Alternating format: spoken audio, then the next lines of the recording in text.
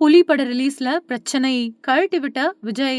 தயாரிப்பாளர் இப்படி புலம்புறாரே. போன 2015வது வருஷம் விஜய், ஸ்ருதிஹாசன், ஸ்ரீதேவி, கிச்சா சுதீப் இந்த மாதிரியான பல பேர் நடிப்புல வெளியான படம் புலி. இந்த படத்த இயக்குனர் சிம்புதேவன் இயக்கியிருக்காரு.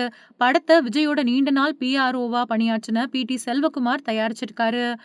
புலி படத்த தயாரிக்க சொல்லி தனக்கு அறிவுரை வழங்குனதே விஜய் தான் அப்படின்னும், அந்த படத்துக்கு பின்னாடி அவங்க தன்ன மதிக்கவே இல்ல அப்படின்னும் ரொம்பவே வேதனையோட சொல்லியிருக்காரு. PT செல்வகுமார் பத்திரிகையாளரா இருந்து திரைப்பட தயாரிப்பாளரா மாறின அனுபவத்த விவரிச்சிருக்காரு.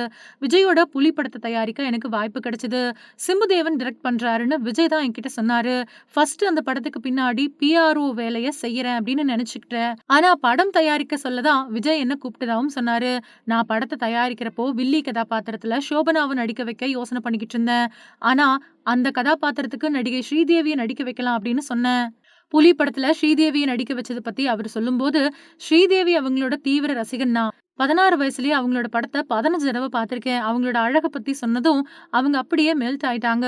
3 நாட்கள் மும்பைல தங்கி அவங்க கிட்ட பேசி பேசி சம்மதிக்க வச்சு, 3வது நாள் அட்வான்ஸ் குடுத்துட்டு வந்தேன் அப்படின்னு சொன்னாரு. புலி படத்தோட ரிலீஸுக்கு முன்னாடி நாள் நடந்த வருமான வரி சோதனையப்போ, நடந்த விஷயங்கள பத்தியும் வேதனையோட பகிர்ந்துகிட்டாரு. வருமான வரி சோதனை நடந்ததால படம் ரிலீஸ் ஆகாது அப்படின்னு நெறைய பேர் நெனச்சுக்கிட்டாங்க.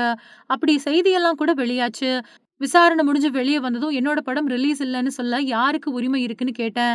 என்னோட தலைய அடமானம் வச்சாவது என்னோட படத்த ரிலீஸ் செய்வேன் அப்படின்னு முடிவெடுத்து படத்த ரிலீஸ் பண்ணேன். இந்த சம்பவத்துக்கு பின்னாடி விஜய் என்ன சந்திக்கவே இல்ல. அவரு சுத்தி இருந்த நண்பர்கள் தான் அவர சந்திக்கவும் விடல. படத்துக்கு ரசிகர்கள் ஏகப்பட்ட எதிர்மறை விமர்சனங்கள சொன்னாங்க.